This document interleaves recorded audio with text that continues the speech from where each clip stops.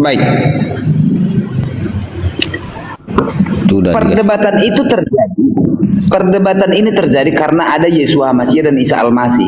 Nabi Muhammad atau baginda Nabi Muhammad tidak pernah saya permasalahkan karena itu tidak ada dalam kitabku. Kemudian kalau misalnya Stanley menyatakan bahwa Yeshua Masih dan Isa Al-Masih adalah oknum yang berbeda, diskusi ini tidak akan berjalan. Tidak akan terjadi diskusi ini. Lantas bagaimana Anda mau membahas ketuhanan dari Yeshua Masih itu sendiri, sementara di dalam kitabmu itu tidak ada. Makanya dirikan dulu dudukannya atau konteksnya. Apakah Isa Al-Masih dan Yeshua Masih itu orang yang sama? Dan saya menyatakan Yeshua Masih Tuhan dan Anda menyatakan Isa Al-Masih bukan Tuhan. Di situ lantas Anda mau mencari validasi tentang data tentang ketuhanan dari Yeshua Masih, sementara di dalam kitabmu Yeshua Masih tidak ada, kan begitu? Apa legal standingmu untuk memvalidasi dari ketuhanan Yeshua Masih ketika di ranah imanmu itu tidak ada? Begitu. Siap. Jadi tadi saya tidak pernah mengatakan bahwa Isa Al-Masih itu beda ya. Saya tadi mengatakan bahwa keyakinan saya bahwa tokoh yang disebut dengan Isa Al-Masih yang menjadi redaksi QS19 itu adalah tokoh yang sama dengan Yeshua Masih. Tetapi karena tadi saya diizinkan untuk bernarasi atau bertanya lebih dahulu, saya tadi bertanyakan karena dalam keimanan saya Isa Al-Masih atau Yeshua Masih itu hanyalah seorang utusan. Nah, dalilnya dari mana? Kalau Al-Quran sudah jelas dalilnya bahwa beliau adalah utusan. Nah, saya tadi coba melihat dari sudut pandang Bible. Ternyata memang Bible menyatakan dia adalah seorang utusan. Nah, di situ muncullah pertanyaan saya. Kenapa sampai dalam kekristenan menjadikan dia Tuhan dalam doktrin atau dalam pandangan-pandangan teologisnya kekristenan? Sedangkan kalau kita berangkat untuk menjadi satu doktrin dan juga menjadi satu pandangan ketuhanan, itu bersumber dari kitab suci, yang mana Bible di kitab suci. Kenapa berbeda dengan apa yang menjadi redaksinya Bible? Itu yang pertama, Bang. Tetapi kalau kita akan membahas lebih, makanya kan ini kan bertahap. Nah, setelah Abang menjawab dari pertanyaan sesi pertama tadi, saya akan coba bernarasi menjelaskan, mempertanggungjawabkan klaim saya yang mana Isa Al-Masih adalah tokoh yang sama dengan Yeshua Masih. Tetapi kita itu topik kedua. Topik pertama dulu tadi di saat saya bertanya, karena saya diizinkan oleh host untuk bertanya lebih dahulu, saya bertanya seperti itu karena secara legal standing saya punya klaim yang mana tokoh yang disebut dengan Isa Al-Masih adalah tokoh yang sama dengan Yeshua Masih, manusia yang hidup di abad pertama Masehi, yang dilahirkan oleh seorang ibu yang bernama Maria atau Maryam dalam Al-Quran. Itu tokoh yang sama. Tetapi untuk menjadi pertanyaan pertama saya tadi dari sudut pandang teologis, karena kalau Abang menanyakan pertanyaan sama kepada saya, jawaban saya sudah jelas, beliau adalah utusan. Tetapi karena klaim itu berbeda atau pandangan itu berbeda dengan Abang, maka saya tadi izin bertanya kepada abangku, Bang Guru. Kalau memang dia adalah Tuhan menurut pandangan Bible, tolong sebutkan dalilnya bahwa dia mengaku dengan mulutnya sendiri bahwa dia adalah Tuhan. Nah, kalau Abang sudah menjawab itu, saya pastikan Abang boleh bertanya kepada saya tentang klaim saya tadi. Apa yang menjadi dasar saya menyebut bernarasi atau mengklaim bahwa Isa adalah sama dengan Yesus Kristus dengan Yeshua Masih? Jadi maksud saya begitu, Bang. Bukan berarti saya tidak mau membahas tentang keimanan saya. Tidak. Saya coba karena keimanan saya sudah jelas. Di saat Abang bertanya pertanyaan yang sama tentang tokoh tersebut, saya akan menjawab dengan singkat, padat dan jelas. Beliau adalah Rasulullah. Selesai masalah. Nah, makanya di saat pertanyaan itu saya jelaskan ke Abang menjawab bahwa dia adalah Tuhan dalam sudut pandang kekristenan. Nah, saya minta dalilnya. Dan jika Abang menanyakan dalil kenapa dia adalah Rasulullah, ya sudah jelas dalam Al-Quran menjelaskan bahwa dia adalah Rasulullah, salah satu dari 25 nabi yang diturunkan. Jadi begitu kurang lebihnya, Bang. Silahkan. Matius 2 ayat 11. Bukan, Lukas 2 ayat 11. Bang ya, saya buka juga kitab di sini, Bang ya. Sebentar, silakan, Bang. Silakan.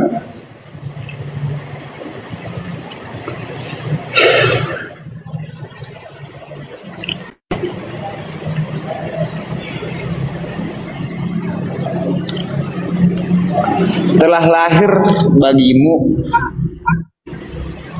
Kristus Tuhan di kota Daud. Itu dari malaikat Gabriel, yang kemudian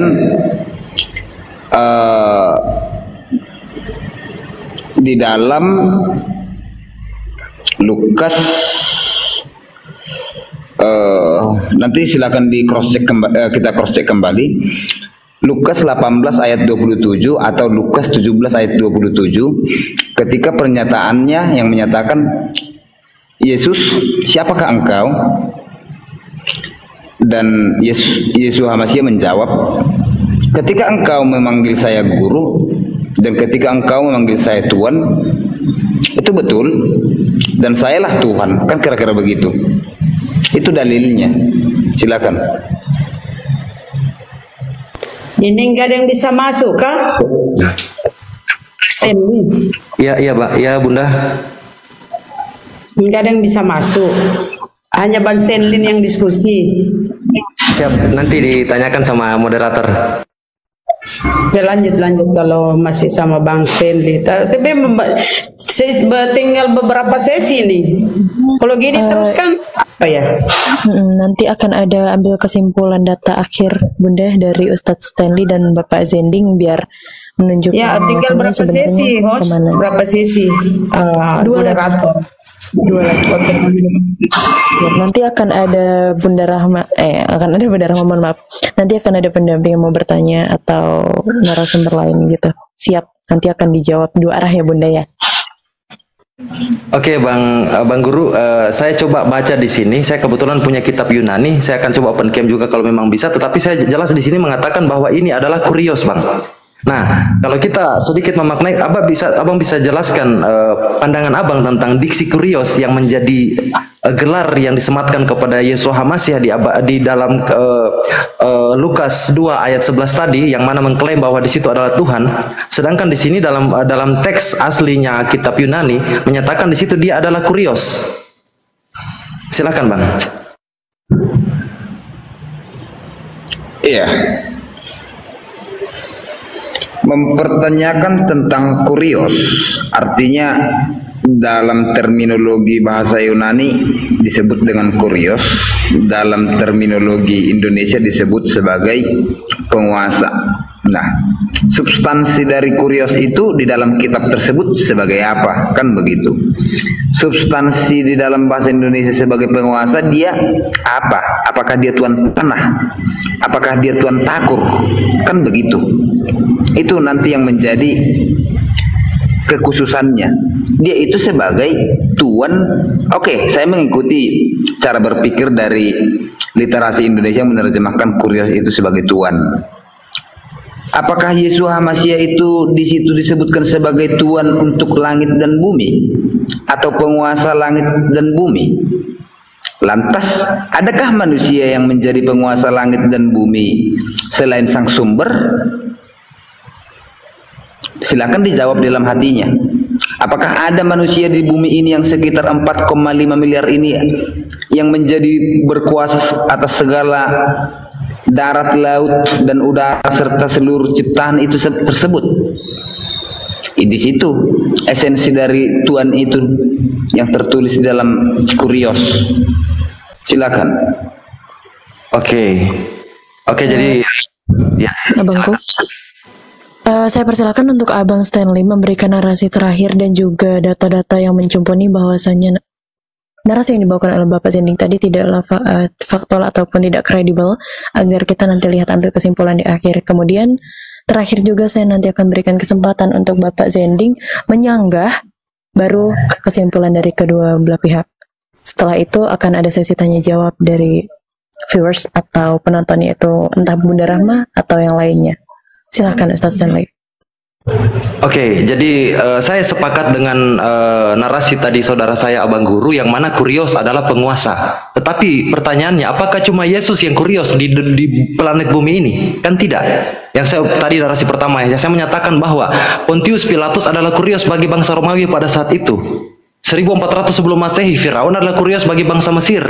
Joko Widodo adalah kurios untuk bangsa Indonesia.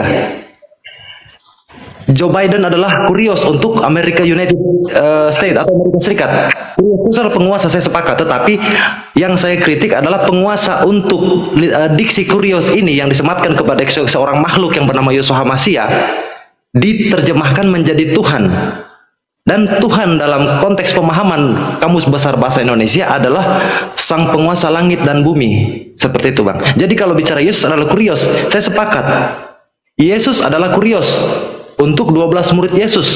Untuk Matius, Petrus, dan lain-lain. 12 hawarior atau 12 muridnya. Dia adalah kurios di sana. Dia adalah kurios untuk 5.000 pengikutnya. Ada dalil dalam Bible. Yesus memberi makan 5.000 orang. Yesus memberi makan 6.000 orang. Siapakah orang-orang itu yang diberi makan? Itu adalah pengikut-pengikut Yesus. Di antara komunitas pengikut-pengikut ajaran Yesus, Yesus adalah kurios di sana. Bagi komunitas dari sudut pandang pemerintahan Romawi, dia adalah kurios. Siapa namanya? Pontius Pilatus dan lain-lain. Jadi itu yang saya kritik tadi, yang mana kurios itu penguasa. Tetapi sekali lagi, kurios yang disematkan kepada Yeshua HaMashiach tidak serta-merta kita bisa menyamakan bahwa dia adalah sang sumber atau theos. Dalam diksi menyebutkan untuk gelar kepada sang maha kuasa atau sang sumber. Silakan, Pak. Oke. Itulah ketika terjebak di dalam letter leg. Sebentar, Pak. Saya belum persilahkan. Oke, baik. Terima kasih, Bapak Stanley. Tadi ada persetujuan karena mengatakan bahwasanya Yesus itu adalah tes bla bla bla bla bla bla yang lain-lain. Itu sudah ada kredibilitas ya, Pak Zending. Pak Zending, saya berikan Anda waktu dan saya persilahkan Anda untuk membantah atau menyanggah dengan data. Jika tidak ada, maka di akhir nanti akan ada kesimpulan. Silahkan ya, Pak ya, jangan lama-lama. Oke. Saya sudah pernyataan dari Stanley sudah masuk. Ketika ada penguasa, maka ada sang penguasa. Penguasa dan sang penguasa itu jelas berbeda. Yang kemudian ketika ada sumber, berarti ada sang sumber. Nah, Yesus HaMashiach itu sang penguasa. Kalau di dalam bahasa Yunani, Pak, jangan nipu-nipu, pakai data dong. sebentar dulu, santai. Ya, nggak boleh. Masa kau biarkan kau bernarasi seenaknya pakai data. Kamu Bang Stanley tadi pakai data. Segala Anda sampaikan pakai data. Anda cuma congor. Pakai data. Di mana Yesus Maha Kuasa? Di mana kekuasaan Yesus? Coba. Apa kekuasaan Yesus? Sabar, Bunda. Tunjuk apa kekuasaan Yesus dulu. Apa yang pernah diciptakan Yesus? Coba tunjukkan. Eksklusif banget, kocak. Ya apa? Tadi kita bosen dengar ocehanmu nggak ada data. Kocak Emang ini. kita ini cuma masuk komar, cuma nyimak kau ngoceh, nggak berdata. Ya kalau Anda tidak misalnya mau naik ke sini, silakan di room lain. Kami sudah sepakat tadi. Enggak, Bapak Zending, host atau moderator, gimana ini? Ini waktu saya berbicara. Ketika saya dipotong, saya pikir Data, tolong diminta data host. ini hak saya. Baik, Bunda, siap. Sebentar, Dari Bunda. tadi dia gini. Nanti Bunda akan Dia yang saya suka berbicara. dari dia nih. Oke, tolong boleh didengarkan saya dulu. Oke, Bunda nanti ada kesempatan untuk bertanya ya Bunda. Kita biarkan dulu Bapak Zending untuk mengeluarkan narasinya. Biarkan diselesaikan dulu sama Bapak Zending. Silahkan Guru Zending. Oh ya, sekali lagi saya disclaimer, tugas mute dan tugas menaikkan bukan tugas saya ya teman-teman. Takut ada salah pahaman lagi. Silahkan Bapak Guru Zending. Tolong jangan lama-lama Pak, karena akan nanti ada pertanyaan yang diberikan. Ketika misalnya Stanley menyatakan Pontius Pilatus itu adalah kurios, di dalam literasi Yunani tidak ada disebutkan dia kurios di sana, melainkan kenitis. Silakan buka di dalam kitab tersebut, Pontius Pilatus itu di situ tulisannya. Hanya kepada sang penguasa. Nah, penguasa itu adalah kenitis, sang penguasa adalah kurios. Ketika ada penguasa, ada sang penguasa. Sang penguasa itu bukan substansi atau hakikat, melainkan esensi. Yang kemudian sang penguasa itu tidak memiliki kuasa, tetapi dia yang memberikan kuasa.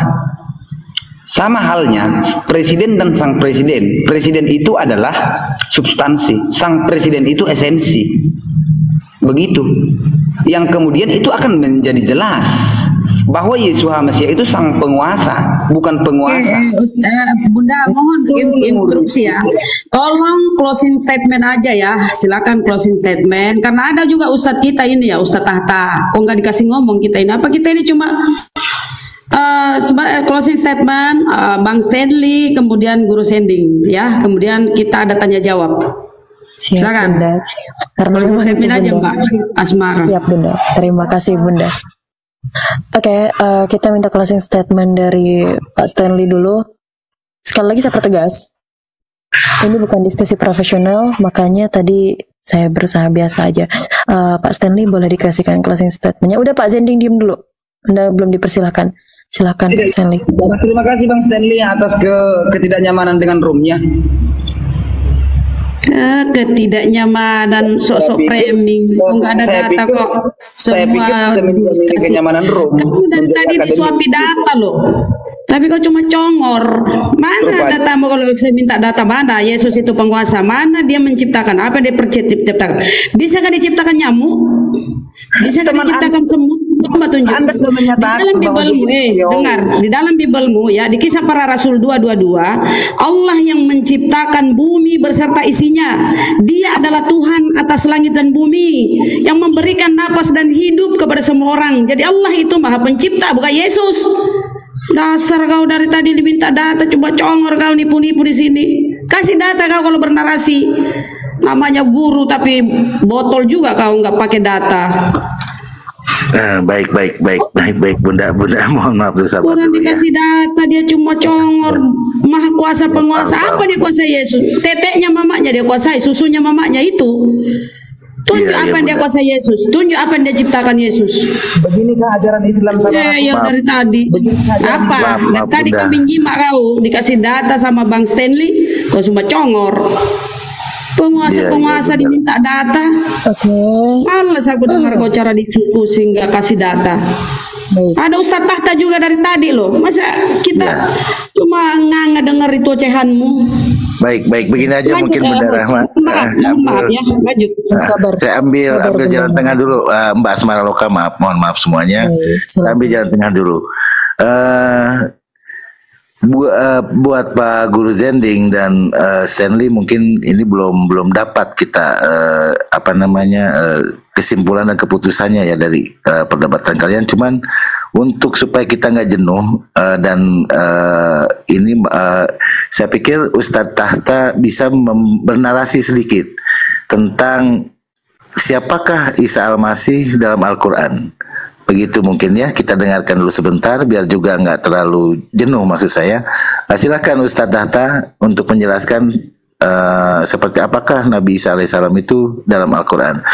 Bang Guru Zending harap menyimak ya Bang Guru Zending agar sampai di sasaran. Silakan Ustadz Jadi begini, Tahta. Bang. Apakah misalnya pembicaraan saya itu digantungkan sehingga menjadi narasi liar? Gara Anda ya Bapak ya, semuanya jadi tidak kondusif, saya nggak bisa profesional dan saya jadi keluar dari narasi-narasi yang tidak pernah dikeluarkan oleh Anda. Diam dulu Bapak Guru Zending, Anda belum dipersilahkan berbicara. Anda dari tadi saya berikan kesempatan untuk berbicara, Anda bisa membawakan narasi yang setidaknya boleh didengarkan oleh para teman-teman, tapi Anda dari tadi bawa narasi yang berantakan, liar sekali, tidak ada data dan itu semua tidak masuk ke dalam konsep diskusi. Anda keluar. Strawman, post-truth Anda lakukan di sana. Bisa Pak, tolong hargai saya sebagai moderator. Sampai Bunda Rahma bersuara tadi seharusnya Anda malu di situ ya. Kapabilitas Anda tidak layak untuk dijadikan seorang yang berdiskusi di sini. Baik, saya persilahkan untuk Ustadz Tahta. Silakan Ustadz. Oke. Bismillahirrahmanirrahim. Jadi kalau tadi kan temanya waktu 2 lawan 2 ya, Isa atau Yesus gitu. Nah, kita nanti sebenarnya menjelaskan versi Al-Qur'annya atau versi Bibelnya. Ya sama, kalau menurut saya, kalau masalah kisahnya dalam Al-Qur'an ya Maryam 16. Walqur fil kitabi Maryam idin tabadat min ahliha makanan syarqiyah.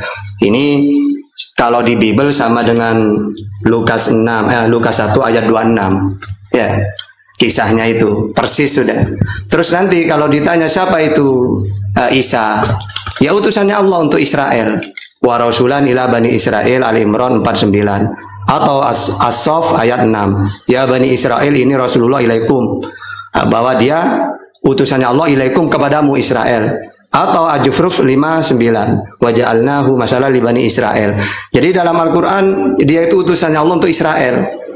Dan dia seorang nabi. Ini Abdullah Ataniyal kitab wa ja'alani nabiyya. Nabi utusan, apa bedanya? Ya, di Bibel juga ada Yesus itu utusan, dia juga seorang nabi. Al-Qur'an juga sama. Ya, dia diutus untuk Israel Ali Imran 49. Kalau Bible Matius 15:24. Kalau dalam Al-Quran dia seorang nabi, atani al-kitab wa ja'alani nabiyya. Maryam 30. Kalau dalam Bible Markus 6 ayat 4. Seorang nabi diterima di mana-mana kecuali tempat tinggalnya. Yang ketiga, Isa itu diberi ajaran. Ya, wal yahkum ahlal injil bima anjalallah. Nah, begitu juga dalam Bible, di dalam Yohanes 7 ayat 16, ajaranku bukan dari diriku sendiri, tapi dari Allah yang mengutus aku. Jadi kalau utusan itu harus tahu apa definisi utusan. Dalam Islam, manusia yang diberi wahyu untuk disampaikan kepada umatnya. Wal yahkum ahlal injil bima anjalallah. Nah, makanya Yesus juga menyampaikan, karena definisi wahyu itu, utusan itu penyampai firman. Kalau dalam Bible Yohanes 3:34, barang siapa yang diutus oleh Allah, tugasnya penyampai firman Allah. Nah, terus mana dalilnya? Dalam Al-Quran dia itu penyampai wahyu, menerima wahyu. Surat 5 ayat 47. Wal yahkum alal injil bima anjalallah. Kalau dalam Bible banyak. Yohanes 12:50, Yohanes 17:7, Yohanes 5:30, Yohanes 14:24 ya. Nah, yang terakhir, tadi kan udah jelas. Yesus atau Isa, Al-Quran dan Bible, dia seorang nabi, utusan untuk Israel, penyampai firman. Lalu dalam Al-Quran, innallahu wa rabbi wa rabbukum fa'buduh. Allah itu Tuhanku dan Tuhanmu. Berarti kan sama dengan Bible. Hai Israel, Tuhan Allah kita, Tuhan itu Esa. Markus 12:32. Ya. Terus nanti ditanya, wahai Muhammad. Nah, kalau dalam Al-Quran Tuhan itu kan Ar-Rahmanu alal arsyistawa. Kalau dalam Bible kata Yesus, Tuhannya Yesus itu ada di Oranos langit. Ya. Ini di dalam Matius 18:19. Terus di dalam Al-Quran kata Isa, Tuhan itu dalam Al-Quran tidak bisa dilihat. La tudrikuhul absar. Al-An'am 103. Kata Yesus dalam Bible sama, Yohanes 5:37. Kamu tidak bisa melihatnya, mendengar suaranya pun tidak bisa. Dalam Al-Quran, Tuhannya para nabi itu tidak sama dengan apapun. Laisa kamitslihi syai'un, Asyura 11. Dalam Bible tidak sama dengan apapun ya. Keluaran 9:14, Yesaya 40:18. Jadi sama ya. Makanya kalau kita pakai tema ini enak kita. Mau pakai tadi kan yang Kristen tuan guru ya, Pak Abang guru ini lari-lari melulu ya. Seharusnya apa yang kita bahas sesuai tema, udah apa yang ditanyakan Ustadz Sterling ini ya jawab gitu loh ya. Karena umat Islam itu tidak peduli mau sama atau tidak. Saya sering gini, kalau kalian orang Kristen mengatakan Isa bukan Yesus, oke, kita debat Yesus menurut Bible. Kalau menurut ada yang mengatakan Isa dan Yesus sama, oke, ayo kita pakai dua dalil. Isa dan Yesus menurut Quran dan Bible. Tapi kalau memang kita ini umat Islam mau tema apapun ini, apakah sama atau beda, kami siap. Kalau beda ya sudah, milih salah satunya. Mau bahas Isa menurut Quran saja atau mau membahas Yesus menurut Bible, pilih.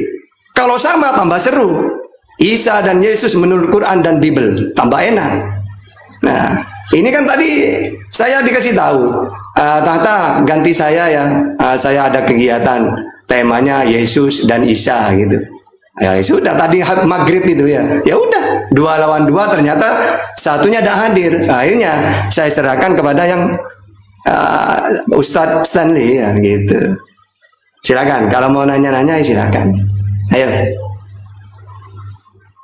Ya baik, terima kasih Bang Ustadz Tahta. Mangga Mbak Asmara Loka. Baik, Masya Allah, tabarakallah. Terima kasih untuk Ustadz Tahta. Banyak sekali edukasi yang kita terima dan banyak sekali data yang dibawakan untuk membantah syubhat ya teman-teman. Dan ada banyak sekali data yang berdasarkan dari Bible untuk membawakan narasi tentang Yesus Kristus tadi.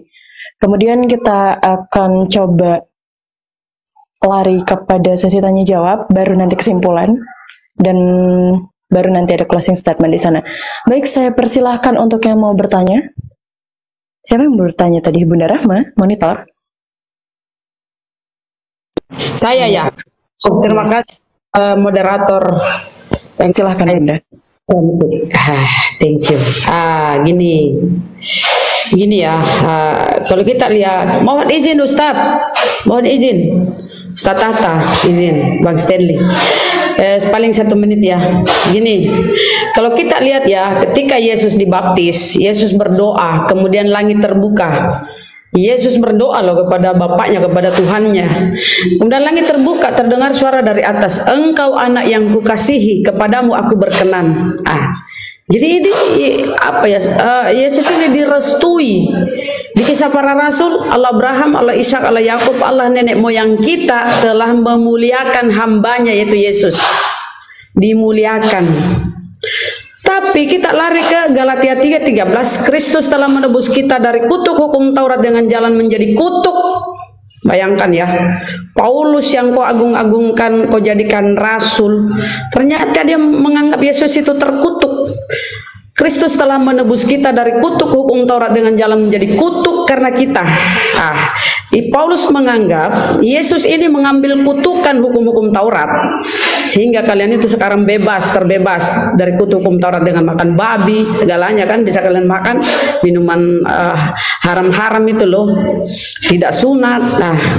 Jadi Yesus yang menjadi penebus, sehingga kalian itu terbebas. Kata Paulus, hukum Taurat itu kutuk, karena ada tertulis, terkutuklah orang yang digantung pada kayu salib. Kalau kita lihat narasi apa yang disampaikan ketika langit terbuka, "Engkau anak yang kukasihi, kepadamu aku berkenan." Artinya dia direstui menjadi rasul pendakwah. Coba baca Ibrani 3:1 bukan 31 ya, 3.21 ya. Imam dan rasul dan imam besar kita yaitu Kristus. Jadi dia rasul. Apa itu rasul? Utusan. Seperti yang disampaikan tadi ustadku ya. Sebab siapa yang diutus Allah, dia yang menyampaikan firman Allah. Dikonfirmasi pun dengan Yohanes 17:3. Hidup yang kekal, mengenal engkau satu-satunya Allah yang benar, dan mengenal Yesus Kristus yang engkau utus. Tidak ada Tuhan, karena itu kurios. Bukan God, itu Lord, Tuhan, Majesty, junjungan. Beda ya dengan Tuhan. Kalau Allah Bapa itu Theos, ya Tuhan. Saya kembali ke masalah si Paulus ini mengatakan Yesus terkutuk di tiang salib. Coba kita ke Ulangan. Apa kata di Ulangan? Orang yang menerima suap, terkutuk orang yang menerima suap untuk membunuh orang yang tidak bersalah. Dan seluruh bangsa berkata amin, amin. Ya kan? Terkutuklah orang yang menerima suap untuk membunuh seorang yang tidak bersalah. Siapa yang menerima suap? Ya tentu Yudas, terkenal dengan ciuman Yudas. Kiss Yudas. Itu. Jadi yang menerima suap itu Yudas. Dia terkutuk. Jadi sebenarnya kalau kita mau memahami Bible tanpa ada doktrin, ya, tanpa ada doktrin dari bapak-bapak gereja, ya siapa yang tersalib? Berarti yang terkutuk. Kata Paulus terkutuk. Tidak mungkin Yesus ini, ya, orang dimuliakan, orang dikasihi, jadikan terkutuk. Kecuali kalau Anda mengiyakan Yesus itu terkutuk, resikonya Anda menuhankan Tuhan yang terkutuk. Jadi kalau kita kembali kepada Bible, perjanjian lama di Ulangan, terkutuklah orang yang menerima suap untuk membunuh orang yang tidak bersalah, dan ya pengkhianat menjadi ganti bagi orang jujur. Itu di Amsal. Jadi begitu ya teman-teman. Silakan, menurut guru apa betul Yesus terkutuk? Lanjut aja ya, aku sedikit ini. Silakan. Lanjut, yang mau masuk silakan. Dasar pertanyaannya apakah betul Yesus itu terkutuk? Nanti akan kita terima jawaban dari dua narasumber sekaligus, tapi karena pertanyaan ini lebih dominan terhadap ajaran Kristen, maka saya akan persilahkan untuk Bapak Guru Zending menjawab. Monitor Bapak Guru Zending. Silakan. Silahkan Bapak diberikan jawabannya. Jangan lama-lama ya Pak. Loh, ketika misalnya teman berbicara nggak lama, saya nggak, tolonglah. Oke, saya jawab.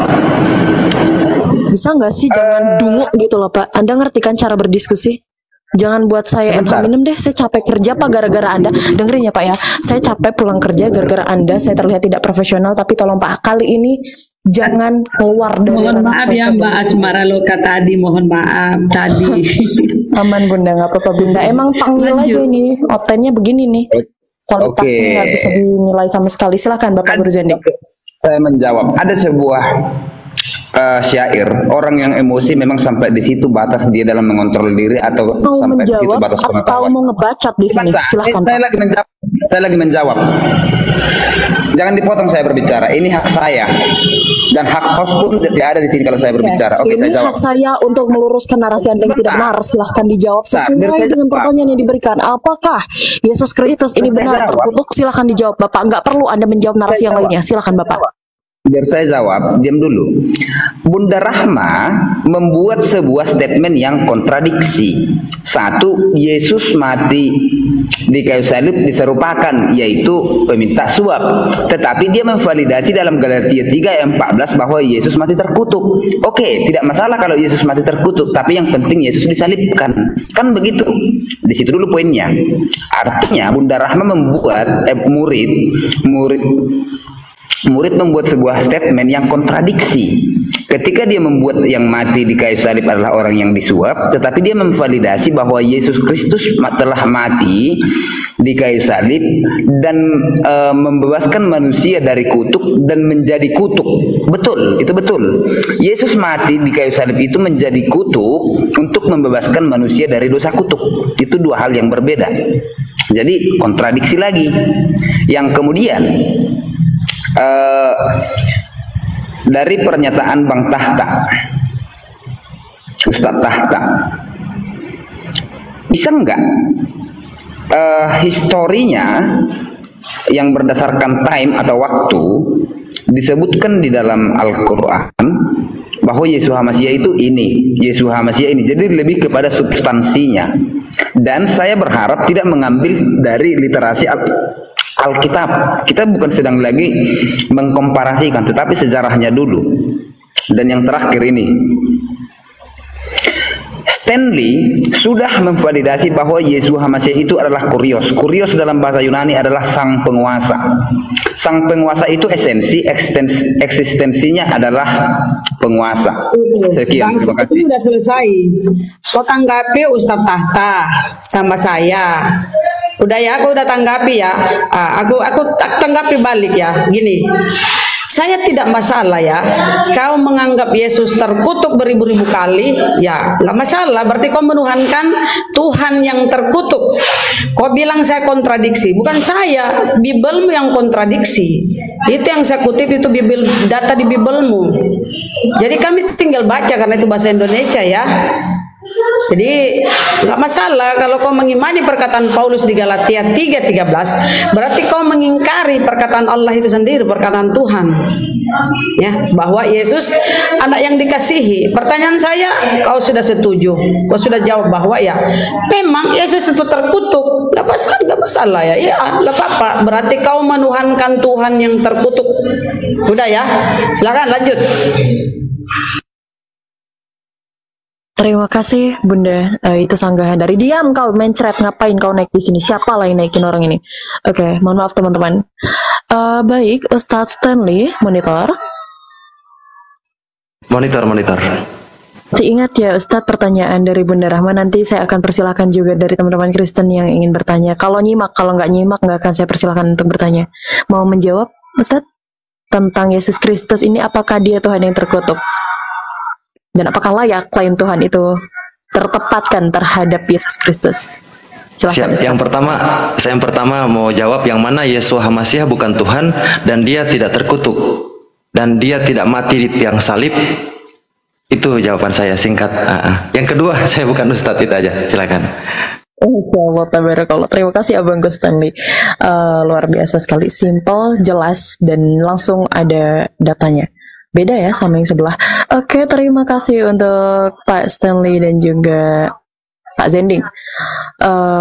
Aduh, mau nggak mau ya teman-teman, saya harus mempersilahkan satu orang panggil ini. Oke, selamat datang Pak Mencerdaskan. Salam untuk semuanya. Salam. Ya, salam Pak. Ada yang ingin ditanyakan Pak kepada dua narasumber? Ada Pak Stanley dan ada Pak Zending di sini. Saya tentu kapasitas saya sebagai Kristen, ya saya mempertanggungjawabkan apa yang menjadi tuduhan-tuduhan yang dilontarkan oleh Islam terhadap iman kekristenan. Yang pertama, baik, apakah ada pertanyaannya? Saya tidak mau bertanya di sini. Saya ya udah turun kalau kayak gitu. menyanggah. Oke, kalau udah kayak gitu, udah belum diizinkan bernarasi. Oke, baik, terima kasih untuk Pak Zanding dan juga Pak Stanley untuk jawabannya. Bunda Rahma, apakah sudah cukup? Ya, lanjut. Kita kasih kesempatan saudara kita yang lain. Lanjut, Ustadz. Oke, baik, terima kasih, Masya Allah. Sebelum saya meminta kesimpulan dan juga closing statement, saya akan minta dulu untuk Ustadz Tahta. Ustadz Tahta, apakah ada kontradiksi dari narasi yang dibawakan oleh kedua narasumber? Silahkan, Ustadz. Ya enggak, dari saya nyimak enggak karu-karuan kan anunya. Karena Ustadz Stanley sudah menjelaskan sesuai tema, sedangkan Tuan Guru lari-lari dari tema. Ya apanya yang saya tidak bisa ngasih narasi apa gitu. Kembalikan ke dua narasumber saja dulu. Oke, siap. Terima kasih Ustadz Tahta. Baik, saya persilahkan untuk Ustadz Stanley memberikan kesimpulan sekalian closing statement. Silahkan Pak Stanley. Oke, terima kasih waktunya. Sebelumnya minta maaf dulu abangku Gurunda ya, abang guru Zanding ya. Jadi saya akan sedikit bernarasi menyangkut dengan pertanyaan abang tadi ya. Di saat abang menanyakan apakah menjelaskan tentang historis tentang Isa Al-Masih dalam Al-Quran, yang pertama kita memahami bahwa Al-Quran bukan buku sejarah. Al-Quran adalah firman Allah. Yang diceritakan atau yang menjadi redaksi Al-Quran adalah esensi dari kisah-kisah yang terjadi terdahulu. Kisah-kisah tentang Musa, kisah tentang Ibrahim, Ismail, Yusuf, Yakub, dan sekian banyak nabi yang ada di abad-abad sebelumnya, termasuk Yeshua HaMashiach atau yang disebut dengan Isa Al-Masih. Nah itu, jadi kalau kita bicara konteks historis itu sejarah, sedangkan Al-Quranul Karim bukan buku sejarah, itu adalah firman Allah. Nah, pernyataan saya yang kedua, kenapa sampai dia harus menjadi salah satu tokoh dalam Al-Quran? Karena sangat fundamental untuk keimanan manusia abad J Samsu 2, 3, dan 4. Yang mana esensi makna ketuhanan, makna tauhid yang diajarkan oleh nabi-nabi sebelumnya termasuk Yeshua HaMashiach itu terjadi pergeseran. Makanya Al-Quranul Karim turun 610 Masehi menjadi satu-satunya benteng tauhid, panglima besar fisabilillah baginda Rasulullah meluruskan ajaran tauhid yang menjadi pergeseran di abad Samsu tadi. Nah itu poin menurut saya Bang ya. Jadi kalau ditanyakan historis, tidak ada secara detail seperti yang ada di kitab-kitab yang lain, tetapi esensinya bahwa Isa atau Yeshua HaMashiach itu bukan Tuhan. Itu poin daripada redaksi tersebut, yang mana dia adalah Rasulullah. Kenapa harus dibahas di situ? Karena sudah terjadi pergeseran makna tentang ketuhanan. Itu untuk menguatkan konsep ketauhidan, bertauhid. Qul huwallahu ahad. Tuhan itu cuma satu. Isa itu bukan Tuhan. Itu poin kenapa Isa dibahas dalam Al-Quran. Tanpa harus membahas historis dia besar, dia lahir sebagai seorang tukang kayu, atau dia berdakwah dari mana dulu, tidak. Poinnya dia adalah utusan, bukan Tuhan. Jadi tidak ke historis tetapi ke esensi siapa Isa Al-Masih ini. Itu yang kedua. Yang ketiga, saya coba mengambil pemahaman menurut saya pribadi, yang mana apapun yang diajarkan oleh Yeshua HaMashiach itu tidak ada pernah perbedaan dengan apa yang diajarkan oleh baginda Rasulullah. Dan baginda Rasulullah juga menyatakan bahwa ajaran-ajaran itu pernah turun di abad-abad sebelumnya. Ajaran Isa atau ajaran Yeshua HaMashiach, kasih kepada Allah Sang Maha Pencipta dan kasih kepada sesama manusia umat ciptaannya, itu juga yang menjadi esensi Al-Quran. Hablum minallah dan hablum minannas. Tidak ada perbedaan ajaran Isa Al-Masih atau Yeshua HaMashiach dengan ajaran Al-Quran. Begitu juga di saat Isa mengatakan bahwa, atau Yeshua HaMashiach menyatakan bahwa tidak ada satupun dari hukum Torah yang akan dihapus sampai langit dan bumi ini runtuh. Tidak ada. Itu menurut perkataan Yeshua HaMashiach. Kita cross check ke Al-Quran. Apakah Al-Quran membantah ajaran Isa? Tidak. Apa sih esensi atau norma dari Torah? Isi Torah, hukum 10 hukum Torah. Jangan ada ilah lain di hadapanku. Surah Al-Baqarah ayat 163 menjelaskan hal yang sama. Al-Ikhlas, Qul huwallahu ahad, hal yang sama tentang hukum Torah nomor 1 tadi. Jangan ada padamu ilah lain di hadapanku. Hukum Torah nomor 2, jangan menyembah patung dalam bentuk apapun, atau jangan kita menyembah berhala-berhala lain, ilah-ilah lain. Itu ajaran dari Torah. Apa ajaran Al-Quran? Surat Al-Qasas ayat 88. Kita tidak boleh diperbolehkan untuk menyembah berhala. Jangan menyebut nama Tuhan Allahmu dengan sembarangan. Surah Al-A'raf ayat 180. Kita dilarang untuk menyalahgunakan Asmaul Husna. Hormatilah ayahmu dan ibumu supaya lanjut umurmu di tanah yang diberikan Tuhan Allahmu kepadamu. Surat An-Nisa ayat 36. Jangan membunuh. Surat Al-Furqan ayat 68. Jangan bersinah. Surat Al-Isra ayat 32. Jangan mencuri. Surah Al-Baqarah ayat 188. Jangan bersaksi dusta. Ada dalam Al-Asab ayat 70. Jangan mengingini, jangan iri, jangan dengki. Ada dalam surat An-Nisa ayat 54. Poinnya adalah ajaran Al-Quranul Karim tidak pernah membantah ajaran Isa Al-Masih atau ajaran Yesus Hamasiah dan juga nabi-nabi sebelumnya. Dan jika saya meyakini Isa Yesus Hamasiah adalah Isa Al-Masih yang pertama, karena Al-Quran memverifikasi, menggenapi nubuatan-nubuatan yang mana di abad-abad terdahulu ada seorang Rasul yang dituhankan oleh sekelompok orang, yaitu di abad 2, 3, 4 tadi. Tertullianus, Athanasius dan lain-lain. Itu terkonfirmasi. Quran surah 19 menggenapi bahwa terjadi perdebatan yang mana orang Yahudi dan juga orang non-Yahudi yang hidup di abad pertama mendiskusikan apa iya Yesus Hamasiah yang disalib atau tidak. Itu perdebatan, bukan perdebatan 610 Masehi. Perdebatan itu 1 Masehi yang digenapi oleh Al-Quran, yang mana perdebatan itu ada. Dan dia memastikan bahwa yang disalibkan bukan Yesus Hamasiah. Boleh kita cross-check lagi, apa iya benar, apa benar perkataan Al-Quranul Karim tentang yang disalibkan bukan Isa Al-Masih. Kita tanggalkan sedikit 610 Masehi, kitab yang turun di Gua Hira, tapi kita kembali ke abad pertama. Abad pertama banyak kitab-kitab apokrif yang membantah penyaliban. Contoh, kitab Basilides. Kitab Basilides ditulis tahun 92 Masehi, lebih dahulu daripada tertulisnya Injil Yohanes. Pandangan Basilides yang disalibkan adalah Simon dari Kirene, bukan Yesus Hamasiah. Jadi itu kalau kita mau kaji perbedaan, masih banyak lagi yang kita akan kaji lebih jauh dari sudut pandang literasi dan juga historis atau yang menjadi redaksi Injil apokrif juga gitu kan. Tetapi kalau tadi pertanyaannya apakah Isa itu sama dengan Yesus Hamasiah, menurut saya adalah tokoh yang sama. Mereka mereka adalah Rasulullah. Dia adalah Rasulullah. Dia bukan Tuhan. Dia hanyalah seorang utusan, dan dia mengajarkan ajaran tauhid. Ajaran tauhid adalah menyembah Allah yang Esa. Sema Israel Adonai Eloheinu Adonai Ehad, itu yang diajarkan Yesus Hamasiah. Jadi sama dengan apa yang menjadi redaksi Al-Quran, Qul huwallahu ahad. Nah, dari sudut pandang saya, pandangan teologisnya Yesus Hamasiah tidak pernah menantang dengan apa yang menjadi redaksi Al-Quran. Terima kasih. Masya Allah, tabarakallah. Terima kasih untuk Pak Stanley Al-Rahman Diover. Luar biasa sekali.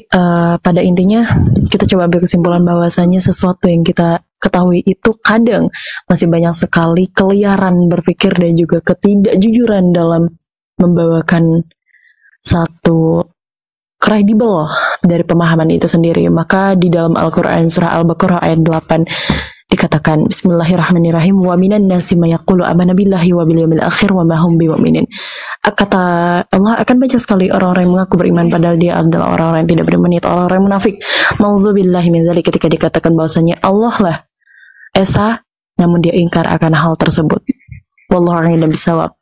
Terima kasih untuk Pak Stanley Al-Rahman Diover. Baik, kepada Saudara Zending Monitor.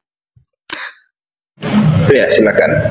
Saya persilahkan Anda untuk closing statement dan memberikan kesimpulan. Silakan, Pak. Iya. Ketika misalnya Stanley menyatakan bahwa Al-Quran itu hanya menuliskan kisah itu dalam bahasa Inggris adalah story. Di bawah dari story menjadi Al-Kisah. Story tidak pernah memiliki namanya validasi, karena itu hanya cerita-cerita, dan Al-Kisah itu dongeng. Story adalah tingkatan dari yang berikutnya, yaitu menjadi story. Kemudian story yang sudah divalidasi menjadi namanya sejarah atau history. Jadi saya mendapat penilaian bahwa Al-Quran itu adalah story atau cerita atau kisah, bukan Al-Kisah yang disebutnya. Yang kemudian pada kesimpulan bahwa betul di dalam Al-Quran itu hanya bercerita, bukan kepada yang validasi secara terverifikasi, yaitu sejarah. Sejarah yang validasi, bukan kisah. Yang kemudian saya tidak pernah mendapatkan rujukan atau statement tentang Isa Al-Masih itu sendiri. Saya sudah menyatakan bahwa dia adalah berasal dari Yeshua HaMashiach, berasal dari suku Yehuda, dan di dalam kitab di situ tidak disebutkan sebagai suku Yehuda. Dan yang berikutnya, dia itu lahir pada tahun pertama dan itu tervalidasi sehingga menjadi historiologi. Dan yang kemudian di dalam sejarah Fasilides dia tidak menyebutkan Simon Kirene yang disalibkan. Saya tidak tahu kitab Fasilides mana yang Anda baca. Yang berikutnya ada sebuah closing statement yang saya sampaikan begini. Ketika dalam berbicara ada sebuah poin yang perlu disampaikan, tetapi ketika itu menambah atau mengurangi sehingga merujuk kepada orang dianggap supaya eksklusif dan merasa bahwa itu yang paling layak, saya pikir itu bukanlah untuk mencari yang namanya kebenaran, tetapi untuk mencari pembenaran. Yang kemudian jelas konteksnya bahwa di satu sisi Yeshua HaMashiach itu disalibkan menurut Galatia, dan di satu sisi Yeshua HaMashiach itu tidak disalibkan. Artinya validasi dulu data mana yang betul Yeshua HaMashiach disalibkan atau tidak, diserupakan atau tidak. Sementara dalam Galatia dia sudah disalibkan, yang walaupun ada lagi bahwa dia mati terkutuk, tidak masalah bagi saya. Yang penting dia disalibkan itu dulu. Berarti sudah jelas oknum yang berbeda antara Yeshua HaMashiach Isa Al-Masih. Yang kemudian saya mengucapkan terima kasih untuk semuanya, termasuk untuk Stanley Al-Rahman, walaupun tidak sesuai dengan konteks pembahasan yang diharapkan. Dan saya berharap ada room yang lebih netral dan lebih kepada yang tidak kerada yang namanya ad hominem, tetapi lebih kepada yang kajian yang saraf akan pikiran. Dan satu lagi, esensi dan hakikat tolong Bang Stanley dipahami supaya tidak terjebak lagi. Saya tidak mau menyebutkannya atau mempertanyakan supaya tidak menjadi pengetahuan yang partikular. Terima kasih untuk semuanya. Thank you untuk Pak Zending. Tidak ada komentar apapun, tapi di dalam Imamat 19 nomor 11 ya, itu sikap Anda sudah dilarang di situ. Dan Amsal 11 ayat 3, kemudian ada di Efesus 4 nomor 25. Sesah emang kalau orang-orang yang seperti itu. Oke, terima kasih juga untuk Pak Zendinya, langsung kabur. Padahal saya mau ngajak Anda debat nih Pak, langsung nih. Langsung saya moderatornya nih ngajak Anda debat nih. Tapi ya udahlah ya, namanya juga orang-orang yang tidak jujur dengan pemahaman dan ajarannya. Sok-sokan membahas tentang partikular di bawah ranah filsafat kemana-mana nanti nggak ngerti. Aduh, susah emang. Oke, baik, terima kasih untuk Pak Zending. Saya akan minta Ustadz Tahta untuk memberikan lagi penutupan. Iya. Ustadz Tahta, monitor. Jadi pertama ya, kitab suci itu membahas tentang perintah, larangan, akidah, gitu ya. Nanti kalau perintah seperti syariat ya, sholat apa semua. Terus nanti ada larangan-larangan, apa yang dilarang gitu ya. Nah, makanya sering orang Kristen tuh bertanya, kenapa dalam Al-Quran kok Nabi Muhammad itu cuma 4 namanya disebutkan ya. Kita kan tahu di dalam Al-Quran ada 4 ya, wa ma Muhammadun illa rasul. Ada juga maka Muhammadun aba ahadi min rijalikum walakin Rasulullah. Ada juga waladina amanu wa amilus solihati wa amanu bima nuzzil ala Muhammad. Ada juga di dalam Al-Fatah ya, ayat 29 Muhammadur Rasulullah. Cuma 4. Nah, saya bilang karena Al-Quran itu bukan kitab sejarah. Kalau ingin tahu tentang Nabi Muhammad banyak namanya, ya Sirah Nabawiyah. Ya, nah, nanti di situ jangankan Nabi Muhammad, silsilahnya nanti disebutkan, mulai dari Muhammad bin Abdullah bin Abdul Muttalib, Abdul Manaf, Qusay, Kilab, Murrah, Ka'ab, Lu'ay, Ghalib, Fahr, Malik, Kinana, Muzrika, Huzaimah, Mudrika, Ilyas, Mudor, Nizar, Ma'ad, Adnan, sampai Nabi Adam. Nah, karena memang itu sirah Nabi itu sejarah. Makanya kalau saya nilai Markus, Lukas, Yohanes, itu sejarah. Karena membahas tentang Yesus.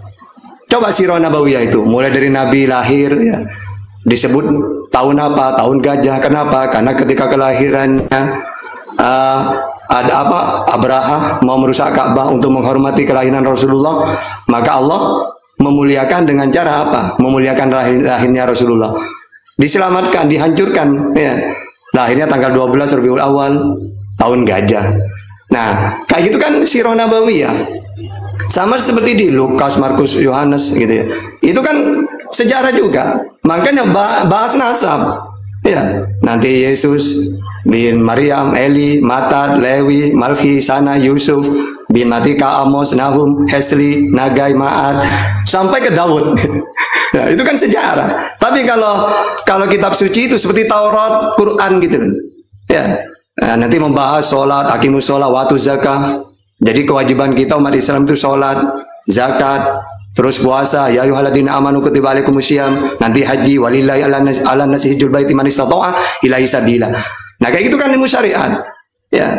Nah, kedua, kitab suci itu seperti itu isinya dan tidak sembarangan orang bisa memahami. Ya, itu tanda-tandanya kitab suci. Kayak Taurat yang paham ya rabi. Rabi mengajar nanti. Kalau Al-Qur'an yang paham ulama mengajar nanti. Nah, yang kedua, kitab suci itu la yamassu illa mutahharun. Ya, tidak boleh kita menyentuh kalau tidak punya wudhu, harus suci. Nah, tapi kalau kitab yang lainnya kayak koran, majalah, itu tidak perlu. Tata ini lo majalah, enggak, saya tidak punya wudhu, ya tidak bisa. Wong bukan kitab suci, terserah. Yang kedua, kalau bukan kitab suci itu bisa dipaham siapa saja. Contohnya koran, siapapun bisa paham. Makanya Bible itu ya, kalau menurut saya ini, ya bukan kitab suci seperti Al-Quran. Buktinya, ketika dunia debat, Bang Juma, Ustaz Sugi lebih paham daripada pendeta. Kok bisa? Karena bukan kitab suci. Siapapun memahami bisa. Tapi seperti Taurat, Al-Quran bisa enggak orang semua menguasai? Tidak bisa. Kita umat Islam kalau mau paham Quran, nanti harus nyantri. Nanti kita tahu asbabun nuzul, tafsir, nahwu, sorob, balago, ilmu bade, bayan, ma'ani, ya ilmu lugat. Itu syarat-syarat memahami Al-Quran. Tapi kalau kita baca majalah, koran, Bible, tidak usah itu. Siapapun bisa itu menguasai.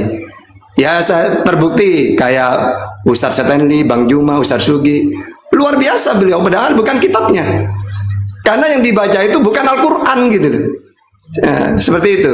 Nah, terus yang terakhir, makanya kisah-kisah di dalam Islam itu mujmal Al-Quran itu. Maksudnya mujmal itu apa?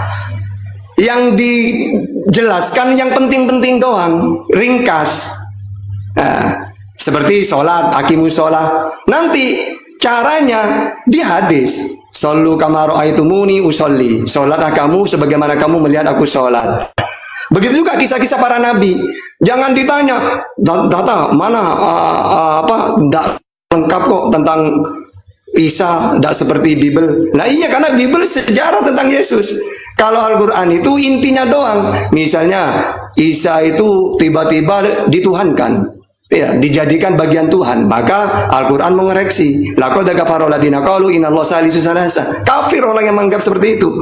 Terus karena mujmal ya inti-intinya doang. Makanya dalam An-Nisa ayat 164, Bismillahirrahmanirrahim, wa rusulan qad qasasnahum 'alaik min qabl wa rusulan lam naqsushum 'alaik wa kallamallahu Musa taklima. Dan ada beberapa rasul yang telah kami kisahkan mereka kepadamu sebelumnya, dan ada beberapa rasul lain yang tidak kami kisahkan. Ya, jadi memang rasul itu dalam tafsir di sini ayat ini 8.000 rasul. Kalau nabi kan 124 mungkin ya, 1000. Gitu loh. Jadi ketika yang diceritakan inti-inti doang, terus apa tujuannya? Kok dikisahkan juga nabi-nabi terdahulu? Nah, maka ini di dalam surat Hud 120. Wa kullan naqussu 'alaika min naba'ir rusuli man nusabitu fu'adak wa ja'aka fi hadhil haqqu wa mau'izatu wa dzikra lil mu'minin. Dan semua kisah rasul-rasul kami ceritakan kepadamu Muhammad agar dengan kisah itu kami teguhkan hatimu. Maksudnya apa? Biar Rasulullah itu walaupun beliau itu dihina ya, terus ditolak, akhirnya dengan kisah-kisah nabi yang lain diceritakan, oh iya, ternyata berat jadi nabi itu. Buktinya Allah ceritakan tentang Isa ke saya, ceritakan tentang Musa, tentang Ayub, tentang Nuh. Ya, ternyata tidak gampang. Wajar kalau saya ditolak. Uang nabi-nabi yang lain juga bahkan bukan cuma ditolak, dibunuh, dimutilasi gitu tuh. Ya, jadi kisah-kisah memang singkat-singkat. Karena tujuannya Allah menceritakan supaya Nabi teguh. Ya. Supaya tidak merasa dirinya sendiri utusan. Oh, ternyata utusan itu memang berat. Nah, akhirnya Allah ceritakan sebagian, ya 25 4 nabi itu. Gitu ya. Jadi kalau kita ceritakan banyak, tapi itu saja dulu ya. Saya serahkan ke yang lainnya dulu. Silakan. Iya, Masya Allah Ustadz Tahta ya, tercerahkan sekali ini statementnya. Betul tadi guru siapa tadi? Jending berkata bahwa di Komal netral. Kita dari tadi mute dan mempersilahkan ya. Framing lagi. Kemudian Al-Quran disebut kisah, buku histori. Bagaimana dengan kisah para Rasul 1 ayat 1? Dr. Lukas berbicara, hai Theophilus, dalam bukuku yang pertama. Apakah makna buku ini adalah kitab suci? Tidak. Dalam bukuku yang pertama, aku menulis tentang segala sesuatu yang dikerjakan dan diajarkan Yesus. Apakah ada pewahyuan di situ? Nol, tidak ada pewahyuan. Karena aku menyusun suatu berita tentang peristiwa-peristiwa, kan begitu. Termasuk di Lukas 1 ayat 1. Theophilus yang mulia, banyak orang yang telah berusaha menyusun suatu berita tentang peristiwa-peristiwa yang telah terjadi di antara kita. Ini yang sebenarnya buku cerita, bukan Al-Quran Nur Karim. Begitu. Kenapa dia tidak baca Bibelnya sendiri? Jelas-jelas tertulis kalau tulisan Lukas itu adalah dia menulis dengan kehendaknya sendiri. Itu sudah nyata begitu loh. Ya, mohon maaf apabila ada yang tersinggung. Silahkan Mbak Asmara.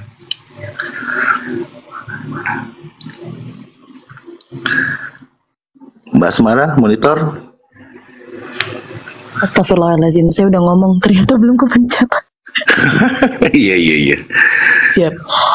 Terima kasih Bang Arya Kamuning, dan Masya Allah tabarakallah, terima kasih sekali Ustadz Tahta, banyak sekali ilmu dan luar biasa data yang dijadikan sebagai landasan baru untuk kita sebagai Islam, untuk memperkuat iman kita bahwasanya hanya Allah lah Tuhan dari segala Tuhan yang hak untuk dibawa sebagai landasan hidup, dan Al-Quran lah pedoman sebaik-baiknya dari pedoman.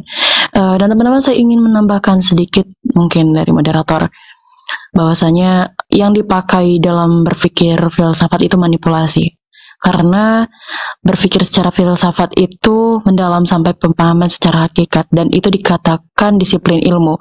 Kenapa saya katakan disiplin ilmu? Karena entitas filsafat itu sendiri berdasarkan dari induk pemikiran dan juga induk ilmu mempelajarinya, metode berpikir secara komprehensif. Maka dari itu orang-orang yang belajar filsafat akan bisa berbicara tanpa adanya data dan juga hanya sebatas asumsi belaka. Kemudian saya juga akan berikan sedikit, mungkin teman-teman bisa pakai ini nanti untuk di typing atau apapun. Guys, kenalilah cara berpikir orang filsafat, karena si Zending itu Tangil tadi itu dia membawa dasar partikular dan juga yang berbasis dengan filsafat. Dia mau men-trigger kita sekalian, karena jujur saya juga ada di ranah itu, dan saya dulu ketika masih zaman Kristen, saya juga ketika ingin membantah sesuatu yang sudah kredibel atau sesuatu yang sudah benar, caranya dengan metode skolastik, matematis empiris dan eksternal, yaitu pemahaman dari dasar filsafat, dan juga metode dialektis dipakai di situ, maka akan membawa transendental untuk pemahaman yang ranahnya tidak akurat. Dari situ, Jadi terima kasih untuk teman-temanku sekalian. Mohon maaf apabila ada salah dari saya. Terima kasih untuk Ustadz Tahta. Terima kasih untuk Bang Stanley. Terima kasih untuk moderator yang membantu. Terima kasih untuk Bunda Rahma. Mohon maaf Bunda apabila ada salah dari Asmara Loka. Dan teman-temanku sekalian, terima kasih sudah membantu untuk membackup dari bawah. Dan terima kasih sudah menemani saya juga di sini. Saya Asmara Loka, Malang, Jawa Timur. Izin undur diri. Wassalamualaikum warahmatullahi wabarakatuh.